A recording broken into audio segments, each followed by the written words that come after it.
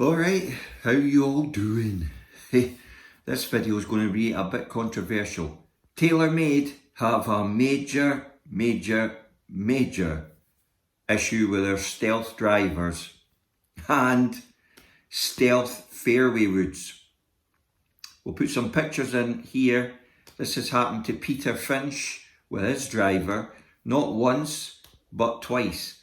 If you actually Google this on the pages of like Google or Facebook or Twitter, 3 woods and 5 woods are doing the same thing.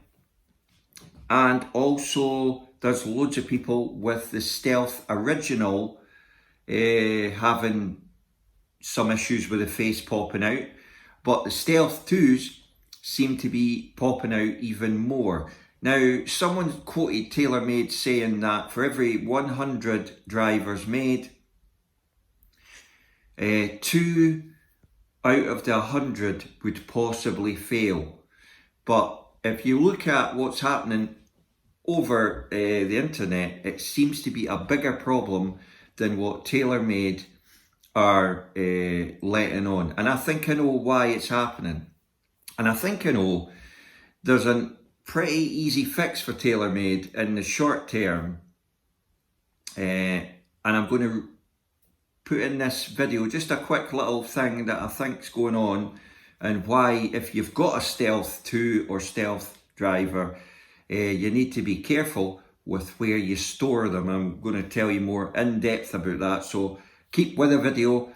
A like and a share and a sub and all that really helps the channel, because here we're all for charity. Macmillan Help the Heroes in Shelter UK. Yes, all the ad revenue goes to charity. Right, so back to the...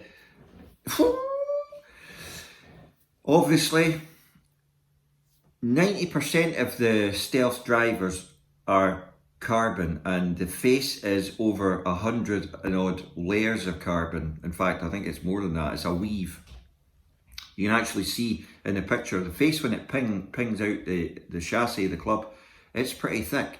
The face itself isn't like failing or cracking, but the bond round the whole face is just popping out. Now, in this extreme weather that we're having, roasting hot, you can easily get 90 degrees heat up or thereabouts, close to 100 inside your car boot. See where I'm getting here. So if you superheat your clubs in the car boot for a few hours a day or whatever, and then you go out and play on the golf course and it's a hot day, you've got an expansion and contraction issue. Now, those of you who follow Formula One know the reason they use carbon composite is because it's a very inert material. It's strong, it's light, it doesn't expand and it doesn't contract. It really does handle high temperatures well. But of course, Stealth drivers and Stealth fairway woods, we'll get to them, but it's the same construction. There's a chassis of titanium and a weight section in the club that's metal, and in between all that is sandwiched layers of carbon, right? So metal, no matter what you do to it, expands and contracts when it gets either hot or cold. Now, if that is happening in extremes and hugely like variable temperatures, you can imagine that something's got to give. And obviously the pressure on the glue inside the head, because these heads are, and I'll get to why I think it's actually happening, these heads are sealed, right? So when they're sealed, there's no venting mechanism in the head. So the air inside the head gets heated to such a degree that even that is then expanding. So then that even expands more. It's a bit like the balloon analogy. Keep blowing into the balloon enough and bang. The head has got to give somewhere, and it seems that the weakest point is the actual face. You can imagine that, as well as the glue getting weakened with the heat. The ball getting hit off it with a rebound effect eventually just makes it go boom.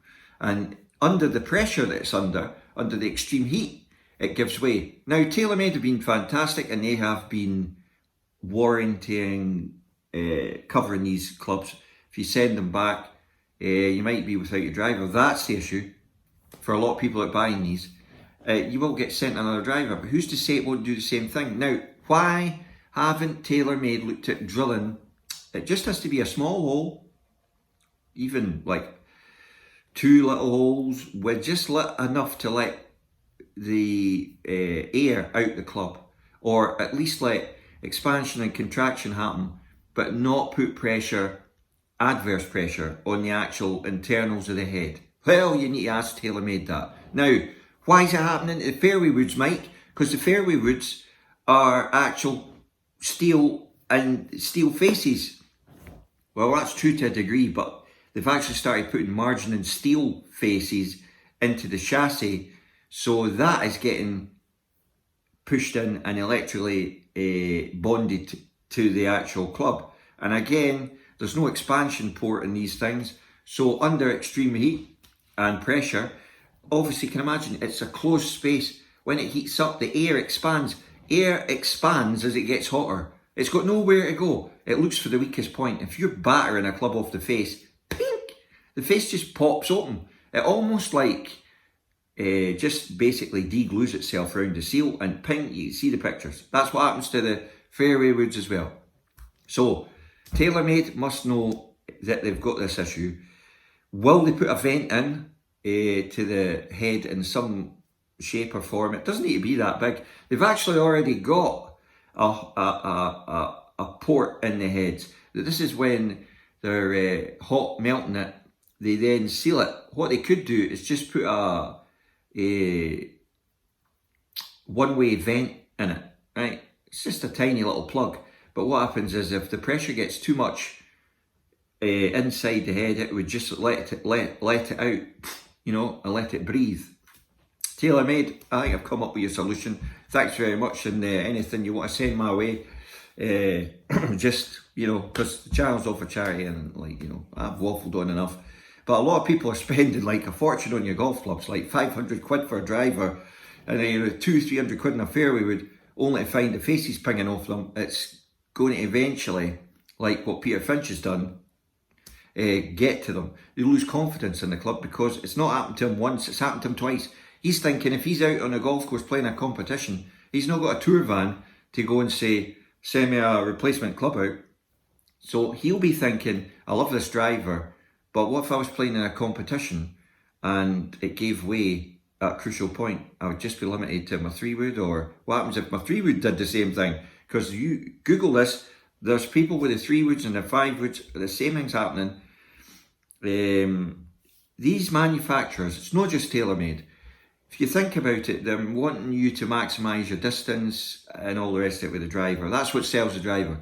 So their tolerances are so tight now, and the pressures they're constructing these clubs under to give you that little bit, that, you know, gives you that little bit extra, are so tight now that they really need to build in some sort of release valve technology, if you want for a better word, because we're not even getting that hot summer, but it just shows you it's tending to happen. 90% of this is happening in extreme hot conditions, or the faces have been cracking in extreme cold. So you've got the extremes of both. It's something to keep in mind, TaylorMade, and all you guys that are clicking and subbing on the channel, thanks for watching, and I hope they found this a bit interesting. And how did we come up with that? It was basic physics, mate, basic physics. TaylorMade surely have looked at the physics of materials and how hot and cold affects them, things like that. When you start mixing multiple materials together, you've got to build that into the equation. So let's leave it at that. See if TaylorMade get back to me. I'll crack the jokes.